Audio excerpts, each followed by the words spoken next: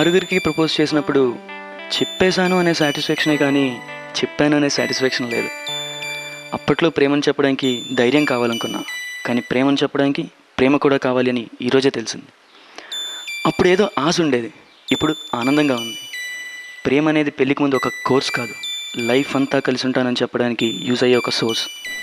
ఆ రోజు చాలా మాట్లాడుకున్నాం. వాడిలో ఒక చిన్న సైజ్ ఫిలాసఫర్ కనిపించాడు. వాడు నా జీవితంలో లేకపోయి ఉంటే నేను తన జీవితంలో ఉండగలిగేవాడిని కాదు. అవును, తను మిస్ అయిపోయేవాడిని. నా పేరు అభి. ఆ రోజు నేను సూసైడ్ చేసుకోవడానికి వెళ్ళాను.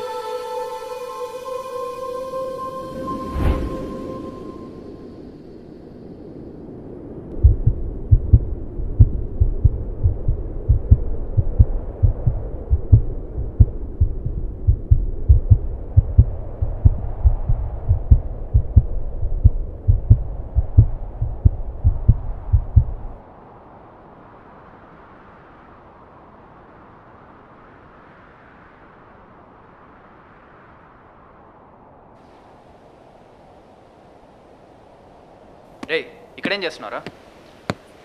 అమ్మాయిల మనసు లోతెంతో దూకి తెలుసుకుందామని వచ్చాను రా. మమ్మల్ని ఎందుకు పిలిచావు బే? దూకేది నేను, తెలుసుకునేది మీరు. రే, ఫస్ట్ కిందికి దిగరా. నేను రాను. రేయ్ ఫస్ట్ కిందే దిగరా. రీజన్ నచ్చలేదు అనుకో, మేమే తోసేస్తాం. ఆగాగు, వస్తున్నా.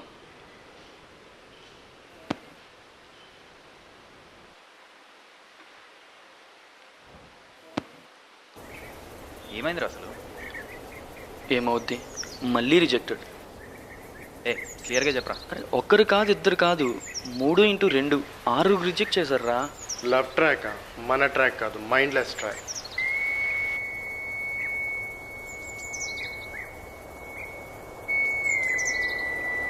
అసలు ఆరుగురికి ఎందుకు ప్రపోజ్ చేశారా? ఐ లవ్ యూ అని చెప్పగానే బస్సులో ఒప్పుకుని ఉంటే ఈ నెంబర్ ఇలా ఇంక్రీజ్ అయ్యేది కాదు. రే, అసలు ఐ లవ్ యూ ఎందుకు చెప్తారు? అమ్మాయిలు బీపీ లెవెల్ టెస్ట్ చేయడానికి. లేకపోతే ఏంట్రా, ఐ లవ్ ఎందుకు చెప్తారు? లవ్ని ఎక్స్ప్రెస్ చేయడానికి. ఓ అలాగా. అయితే మీ మదర్ కానీ ఫాదర్ కానీ పోనీ మీ బ్రదర్ సిస్టర్ ఎప్పుడైనా నీకు ఐ లవ్ యూ చెప్పారా? లేదే. మరి వాళ్ళు నిన్ను లవ్ చేస్తున్నారని నీకెలా తెలుసురా? వాళ్ళు నాతో బిహేవ్ చేసే స్టైల్, నన్ను చూసుకునే పద్ధతిలో తెలుస్తుంది. ఎగ్జాక్ట్లీ, నేను చెప్పేది కూడా అదే. నువ్వు చేసే పనుల్లో నీ ప్రేమ కనపడాలి కానీ నువ్వు చెప్పే ఐ లవ్ యూలో కాదు. అయినా ఎక్స్ప్రెస్ చేస్తే కానీ తెలియని ప్రేమని ఎక్స్ప్రెస్ చేయకపోవడమే మంచిది. వీడేంటి క్యాలిక్యులేట్ చేస్తున్నాడా, కన్ఫ్యూజ్ చేస్తున్నాడా? నేనేం కన్ఫ్యూజ్ చేయట్లేదురా. రే, ఒకటి గుర్తుంచుకో, రిప్లై కోసం వెయిట్ చేస్తూ చెప్పే ఐ లవ్ యూ ప్రేమ కాదు. అంటే ఇప్పుడు ఐ లవ్ యూ చెప్పి ఏం చేయాలి బాబు? టాటా బై బై వెనకంచి వెళ్ళిపోవాలా? రే, అదేం క్వశ్చన్ కాదు, ఆన్సర్ కోసం వెయిట్ చేయడానికి. అంతెందుకు, నేను మీలాగా ఐ లవ్ యూ చెప్పి రిప్లై కోసం వెయిట్ చేసి నానా సౌది అంత ఏం లేదు. అయినా నా లైఫ్లో నాకు నచ్చిన అమ్మాయి, నేను కావాలనుకున్న అమ్మాయి దొరికింది. ఆ స్టోరీ ఎలా స్టార్ట్ అయిందో తెలుసా? అప్పుడు మీరు లేరు. మేము లేమా? మనకేమైనా మగధీరా లాంటి ఫ్లాష్ బ్యాక్ ఉందా బాబు? అప్పుడు లేరంటే ఆ టైంలో ఊర్లో లేరని. ఇంతకీ ఎలా స్టార్ట్ అయింది? వర్షాకాలం ఒక చాట్ బండి దగ్గర స్టార్ట్ అయిందా? లేదురా, ఎండాకాలం మధ్యాహ్నం ఎర్రటి ఎండలో ఒక లోకల్ రైల్వే స్టేషన్లో స్టార్ట్ అయింది. తన పేరు సత్య. తనని ఫస్ట్ టైం రోడ్ మీద చూశాను. నచ్చింది, చాలా నచ్చింది. అలా తనను ఒక 1 వీక్ చూశాను. ఆ 1 వీక్లో చాలా అబ్జర్వ్ చేశాను. చేసుకుంటే ఈఎంఐనే పెళ్లి చేసుకోవాలని ఫిక్స్ అయ్యాను. వావ్, నెక్స్ట్ ఏంట్రా? నెక్స్ట్ డే తన దగ్గరికి వెళ్ళి,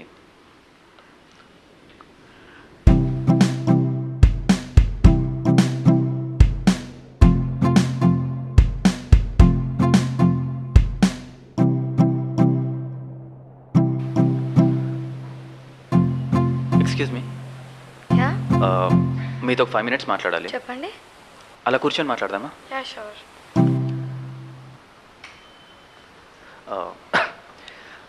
యాక్చువల్గా మీరు నాకు చాలా నచ్చారు. మీ అందం మాత్రమే కాదు, మీ యాటిట్యూడ్ అండ్ నేచర్ కూడా నచ్చాయి.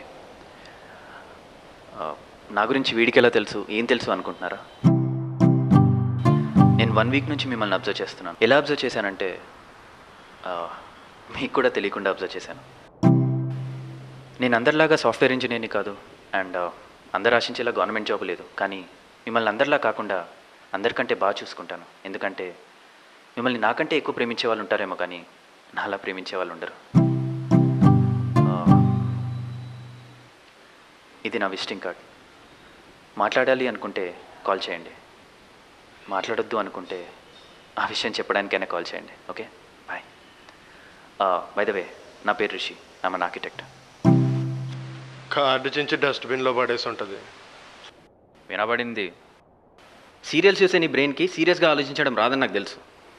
సర్లే, ఆ తర్వాత ఏం జరిగిందంటే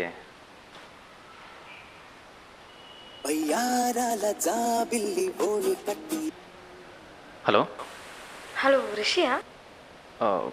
యా, ఎవరు? అదే రైల్వే స్టేషన్ విజిటింగ్ కార్డ్. ఓ హాయ్. అస్సలు ఎక్స్పెక్ట్ చేయలేదు. ఏంటి ఫోన్ చేస్తానా? నేను ఈ కాల్ ఆన్సర్ చేస్తానని. ఎందుకు? బ్యాటరీలో యాక్చువల్లీ. పర్లేదు, చెప్పండి. నిజం చెప్పాలంటే మీరు ఫస్ట్ టైం నన్ను అబ్జర్వ్ చేసినప్పటి నుంచే నేను మిమ్మల్ని అబ్జర్వ్ చేశాను. ఓకే. ఫస్ట్ డేస్ చిరాకు అనిపించింది, తర్వాత ఎక్సైటింగ్గా అనిపించింది. మీరు నా దగ్గరికి మాట్లాడడానికి వచ్చినప్పుడు ఎలా మాట్లాడతారో అనుకున్నా, కానీ మీ అప్రోచ్ నచ్చింది, మీరు ఎక్స్ప్రెస్ చేసే స్టైల్ నచ్చింది. సో సో తనకు నేను నచ్చానంట. స్వీట్గా, సింపుల్గా చెప్పింది. అలా ఎలా ఒప్పేసుకుందిరా?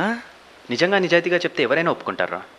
తనకు నేను చెప్పిన దాంట్లో నిజం కనపడింది, లేదా నిజం కనపడేలా నేను చెప్పాను. సో ఒప్పుకుంది. అర్థం చేసుకోవడానికి చాలా కష్టంగా ఉంది, కానీ వినడానికి బాగుంది. ఇంకేం తర్వాత పార్కులు, బేకరీలు, కాఫీ డేలు ఫుల్ కలర్ఫుల్లేరా. అసలు అలాంటి రోజుల కోసం ఎంత వెయిటింగ్ తెలుసా? అనవసరంగా కాఫీ డేలు బేకరీలు ఎందుకురా? పబ్కి తీసుకెళ్ళాలి, పండగ చేసుకోవాలి. ఏదో ఎక్స్పెక్ట్ చేస్తూ ఎక్స్ప్రెస్ చేసే లవ్ కాదురా. అయినా లవ్ అనేది పదం కాదు, అర్థం. అది అర్థం చేసుకున్న వాడెవడు దాన్ని పదంలో వాడ్డు. వీడి మాటలకేం కానీ ఇంతకీ మీరు ఎక్కడికి వెళ్తారు? వీడు చెప్పిన దాని ప్రకారం ఏ గుళ్ళోనో బళ్ళోనో కలిసి ఉండాలి. మేము కలిసింది కుసుమాంబ నిలయంలో. ఏంటి కుస్సు? వాళ్ళ నాన్న అమ్మ మీద ప్రేమతో ఆ ఇంటికి ఆ పేరు పెట్టాడు. అంటే కొంప తీసి నీ బ్రెయిన్ కరెక్ట్గానే పనిచేస్తుంది రోయ్. ఎస్, మేము కలిసింది వాళ్ళ ఇంట్లోనే. అదేంట్రా డైరెక్ట్ ఇంటికి వెళ్ళిపోయావా? ఒకే కూల్ డ్రింక్లో 2 స్టాల్ వేసుకోవడం కన్నా ఒకే కాఫీని 2 కప్పుల్లో తాగితే బాగుంటుంది అనిపించింది. కానీ ఆ కాఫీని ఇంట్లోనే ఎందుకు తాగాలనిపించింది? రేయ్, తన చేతులతో చేసిన కాఫీరా. దాన్ని వదిలేసి ఎవడో చేసిన కాఫీ తాగుతూ దాని గురించి డిస్కస్ చేసుకోమంటావా? చేద్దావా? మరి వాళ్ళ ఇంట్లో ఏమనలేదా? అడిగారు. కొన్ని రోజుల తర్వాత గట్టిగా అడిగారు. దూల తీరింది అదవా, మరి ఎవడైనా ఇంటికి వెళ్తాడా? అసలు వాళ్ళు ఏం అడిగారో తెలుసా? అలా ఎలా అడుగుతారా? వాళ్ళ అమ్మాయిని కలవడానికి ఇంటికి వెళ్తే ఎవరిని ఏమనుకుంటారు? రేయ్, కలవడానికి ఇంటికి వెళ్తే ఏమనుకుంటారో తెలియదు, కానీ బయట కలుసుకోవడానికి ఇంట్లో అబద్ధం చెప్తే మాత్రం చాలా తప్పుగా అనుకుంటారా. నాకు డౌట్ వచ్చిందిరా. నీ దగ్గర మ్యాక్బుక్ ఉంది చూడు, అది మనలో ఎవడైనా నాకు వర్క్ ఉందని చెప్పి ఒక 2 డేస్ అడిగితే నువ్వు ఇస్తావా? చచ్చినా ఇవ్వను. అర్జెంట్ అయితే ఇంటికి వచ్చి వర్క్ చూసుకుని వెళ్ళమంటాను. ఎగ్జాక్ట్లీ. మ్యాక్బుక్ ఇవ్వడానికి ఇంత ఆలోచిస్తే వాళ్ళ అమ్మాయిరా ఇంకెంత ఆలోచిస్తారు. అదే మనం వాళ్ళ ఇంట్లోనే మాట్లాడుకున్నాం అనుకో, వాళ్ళు హ్యాపీ, మనము హ్యాపీ.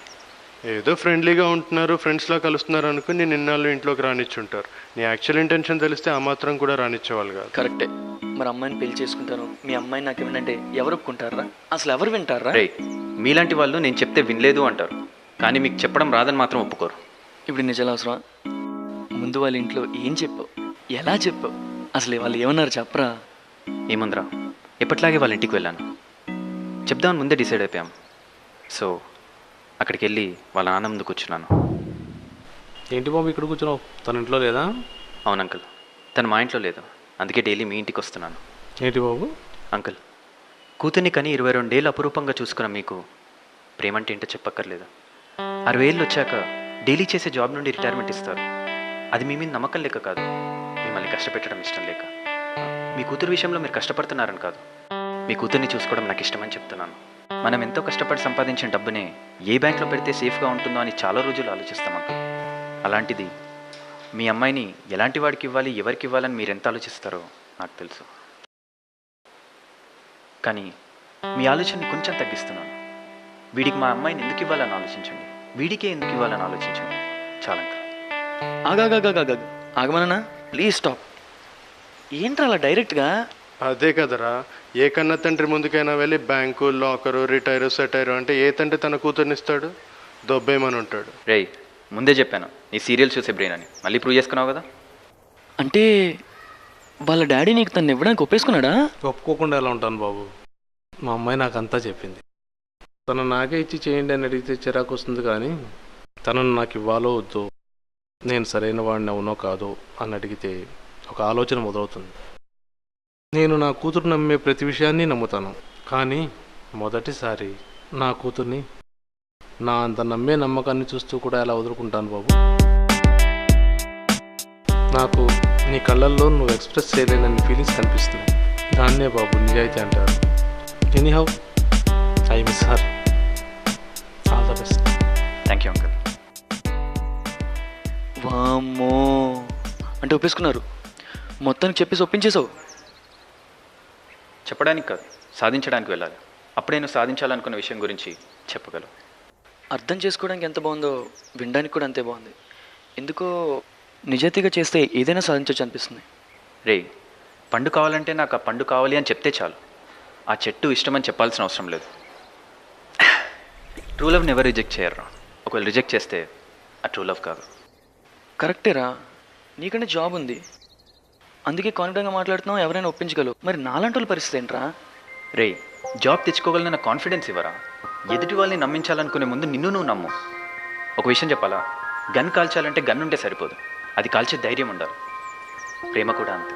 అమ్మాయి కావాలంటే ప్రేమ ఉంటే సరిపోదు, అది సాధించే సత్తా ఉండాలి. అంతేనంటావా? రే, అమ్మాయిలు మన నుంచి ఏమి ఎక్స్పెక్ట్ చేయరు. అవును, కేవలం డబ్బు తప్ప ఇంకేమీ ఎక్స్పెక్ట్ చేయరు. డబ్బు కాదు, అర్థం చేసుకునే మనసు తప్ప. సర్లేరా, అలాంటి అమ్మాయిలు ఇంకా దొరుకుతున్నారని నువ్వు అనుకుంటున్నావా? రే, నీకే అమ్మాయినా మనస్ఫూర్తిగా నచ్చిందా? మనసుకి షేపు మెజర్మెంట్స్ తెలియవు కదరా, అందుకని ఇప్పుడు వరకు ఎవరిని అలా చూడలేదు. బొద్దుగా ఉండాలి, బొట్టు పెట్టుకుని ఉండాలి అంటే ఈ కాలంలో అమ్మాయిలు దొరకరు. దొరికిన దాంతో అయినా మన స్టైల్ అంతా ఎలా అంటే చూడాలి, చూపించాలి, చేసేయాలి. ఏంటిది? చూడాల్సింది షేపు, చూపించాల్సింది డబ్బు, చేయాల్సింది ఎందుకులే చేసేయాలి. రే, అమ్మాయిని మీద పెట్టుకున్న నమ్మకాన్ని మిస్యూజ్ చేసుకుంటున్నారా? నేను ఎవరిని నమ్మించను రా, వాళ్ళే నమ్ముతున్నారు. అయినా ఈ రోజుల్లో ఒక అమ్మాయిని చూడంగానే బ్రాహ్మణో కాదో చెప్పినంత ఈజీగా వర్జినో కాదో చెప్పలేం. మన నమ్మకమే వాళ్ళ వర్జినిటీ రా. అయినా ఒకసారి చూసి మాట్లాడంగానే అబ్బాయి డిగ్నిటీ గురించి, అమ్మాయి వర్జినిటీ గురించి ఎవరు తెలుసుకోలేరు. అరే ఇంకోటి, చూపించే ఛాన్స్ ఉంది ఎవడు చూడ్డు, చేసే ఛాన్స్ ఉంది ఎవడు చేయడు, అది నువ్వు తెలుసుకో. బై ద వే రిషి, నువ్వు మంచివాళ్ళు అని భావించే అమ్మాయిలు నేను చెడ్డవాడిని ఎందుకు తెలుసుకోలేకపోతున్నారు? రే, చీర కట్టుకున్న వాళ్ళందరూ మంచివాళ్ళు కాదు, అలాగే స్కర్ట్ వేసుకున్న వాళ్ళందరూ చెడ్డవాళ్ళు కాదు. మంచి చెడు అనేది ప్రతి మనిషిలోనూ ఉంటుంది, సమయాన్ని బట్టి బయటకు వస్తుంది. ఎవరో దాకా ఎందుకురా? నువ్వు ఒక అమ్మాయిని ప్రేమించి వాళ్ళ ఇంట్లో వాళ్ళని ఒప్పించలేక ఆ అమ్మాయి వేరే పెళ్లి చేసుకొని వెళ్ళిపోయాకే కదా నువ్వు ఇలా తయారైంది. నీ దృష్టిలో ఆ సిచ్యువేషన్లో నిన్ను కాదని పేరెంట్స్ మాట విన్న ఆ అమ్మాయి చెడ్డది, అంతేనా? అరే, అసలు ఒక అమ్మాయిని నేను కావాలా పేరెంట్స్ కావాలా అనే ఒక కన్ఫ్యూజన్లో ఎందుకురా పడేయడం? అందరూ ఉండేటట్టు వర్కౌట్ చేసుకుంటే అందరికీ హ్యాపీ కదా.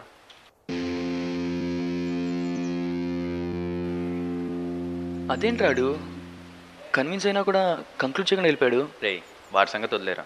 ఇంతకీ నువ్వు అమ్మాయి గురించి ఏమైనా తెలుసుకున్నావా? ఆల్రెడీ 10 days నుంచి చూస్తున్నారా, అంతే అలా చూస్తూనే ఉండిపోయేవాడిని. ఫస్ట్ టైం ఒక అమ్మాయిని పెళ్లి చేసుకోవాలనిపించిందిరా. కానీ చెప్పేలోపు ఆ 6 members గుర్తొచ్చారు. వాళ్ళకి నేను ఎందుకు నచ్చలేదు, ఒకవేళ ఈ అమ్మాయి కూడా నచ్చనేమో, ఈ అమ్మాయిని మిస్ అయిపోతానేమో, ఇంకా నా లైఫ్ వేస్ట్ ఏమో అనిపించి చాలా టెన్షన్ పడి చచ్చిపోదామని వచ్చా. చచ్చిపోవడం ఎంత సిల్లీ థింగ్రా. అసలు సూసైడ్ చేసుకునే ఒక్క 10 నిమిషాలు ఆలోచిస్తే అర్థమవుతుంది సూసైడ్ చేసుకోవడం ఎంత సిల్లీ థింగో. ఎనీవేస్, నచ్చింది అంటున్నావు, కుమై, ఆల్ ది బెస్ట్. థ్యాంక్స్ రా, నీ యాటిట్యూడ్తో నా యాటిట్యూడ్ మార్చావు. యాటిట్యూడ్ మ్యాటర్స్ అంటారు, ఇందుకేనేమో మనం చెప్పే పాయింట్ క్లియర్గా ఉంటే మన పొజిషన్ కలర్ఫుల్గా ఉంటుందని చాలా క్లియర్గా చెప్పావు.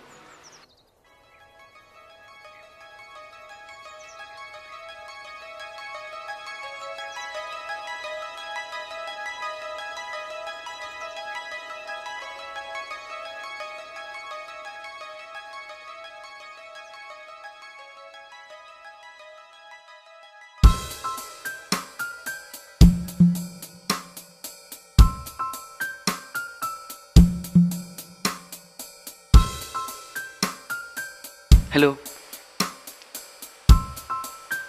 మీరు నాకు చాలా నచ్చారు.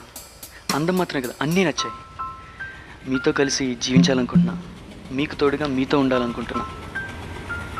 మీ గుండెలో నాకు ప్లేస్ ఇస్తే మీ కళ్ళల్లో కన్నీళ్ళకి ప్లేస్ లేకుండా చేస్తాను. ఐ మీన్ ఇది కోర్స్ కాదండి, ఫోర్స్ చేసి ఒప్పించడానికి. లేకపోతే మ్యాచ్ కాదు నెట్ ప్రాక్టీస్ చేయడానికి. నేను మిమ్మల్ని ప్రేమిస్తున్నాను, పెళ్లి చేసుకుంటాను అని చెప్పట్లేదు. పెళ్లి చేసుకుంటాను, జీవితాంతం ప్రేమగా చూసుకుంటా అని చెప్తున్నా. మీరు అలా వెళ్ళిపోతే ఏం జరుగుతుందో తెలుసా?